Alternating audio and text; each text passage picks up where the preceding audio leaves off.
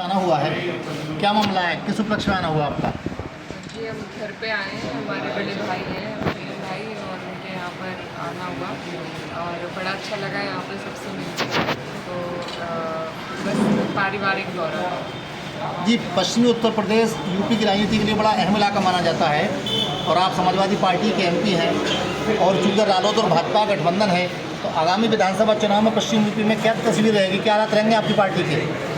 जिस तरीके से पार्टी की परफॉर्मेंस 2024 के लोकसभा चुनाव में रही, हमें उम्मीद है उसी तरीके से हम 27 में भी समाजवादी पार्टी अपना परचम लहराएगी, गठबंधन मजबूत रहेगा और इंशाल्लाह हम जीतेंगे 27 का चुनाव। सांसद जी, महिला सशक्तिकरण पर आप क्या कहना चाहिए? जैसे आप सांसद हुई और कहीं ना कहीं आपने अपने तौर पे महिलाओं की आवाज़ को बुलंद किया, क्या लगता है भविष्य में भी ऐसी चीज़ें बढ़ेंगी? जी बिल्कुल, हमारी कोशिश है कि ज़्यादा से ज़्यादा महिलाएं आएँ।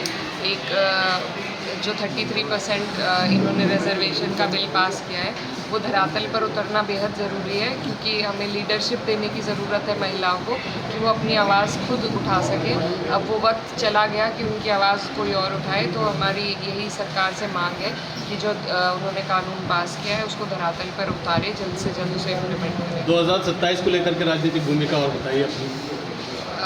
2027 के लिए पीडीए मजबूत है, समाजवादी पार्टी मजबूत है। हमारा पूरा समाजवादी परिवार इंतज़ार कर रहा है कि चुनाव के दिन जैसे जैसे नज़दीक आएंगे, सब लोग हिम्मत और हौसले के साथ चुनाव लड़ेंगे और इस बार हमें पूरी उम्मीद है कि 27 में समाजवादी पार्टी सरकार बनाएगी। आप सांसद लोकसभा हैं, तो माननीय देश के प्रधानमंत्री साहब के बारे में क्या कहना चाहेंगे, उनकी नीतियों के बारे में, कारकर्दगी के बारे में?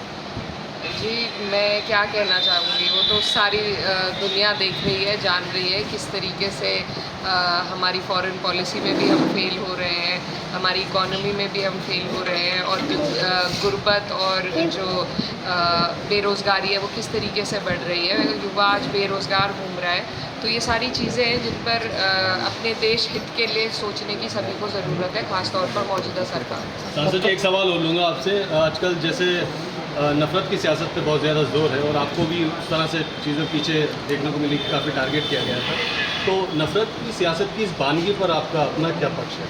देखिए, ये दस्तूर ऊपर से चलता है और सरकार के ज़रिए से, उनके सहारे से ये दस्तूर चलाया जा रहा है और ये बहुत अफसोसजनक है हमारे लिए। दिल दुखता है कि वो जो हमारा हिंदुस्तान हुआ करता था आज से 10-15 साल पहले, आज हालात इतने बदल गए हैं कि पड़ोसी से नाराज़ है, नफ़रत की भावनाएं लेके लोग जी रहे हैं। तो ये इसमें कहीं ना कहीं जो सोसाइटी पर जो प्रभाव पड़ता है सरकार की पॉलिसीज़ का, उनकी नीयत का, वो देखने को मिल रहा है और इन्होंने हमें बहुत पीछे धकेल दिया है। बहुत टाइम लगेगा हमें इन हालातों से उभरने में, लेकिन उम्मीद है हमें कि उम्मीद पे दुनिया कायम है और अगला जो हमारा वक्त आएगा वो बेहतर होगा।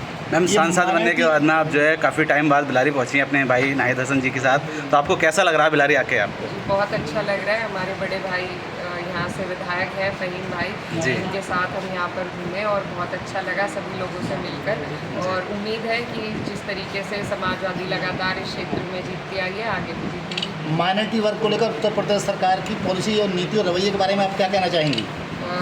जी देखिए, बिल्कुल हमारे ऊपर तो बुलडोज़र का राज चल रहा है और आज ये हालात बना दिए गए हैं कि डर डर के सब जी रहे हैं कि कब किसके घर पे बिना बात मुकदमे आ जाएंगे, बिना बात बुलडोज़र चल जाएगा।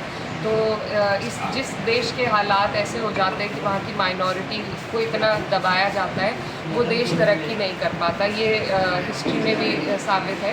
तो हमें उम्मीद है कि सभी लोग जो हमारे देश में जी रहे हैं उनको हिम्मत, हौसले और डिग्निटी के साथ जीने का मौका दे ये सरकार, और नहीं तो ऐसी सरकार को हम बदलें। बिलारी की जनता को आप क्या संदेश देना चाहेंगे, आप यहाँ आज यहाँ आई हैं? मेरा यही संदेश है कि जिस तरीके से अमन भाईचारे के साथ देश के लोगों को जीना चाहिए, यहाँ के लोग उस तरीके से अपने भाईचारे को कायम रखें, आगे बढ़ें और जैसे उन्होंने आज तक यहाँ पर समाजवादी का झंडा बुलंद रखा, आगे भी बुलंद रखें।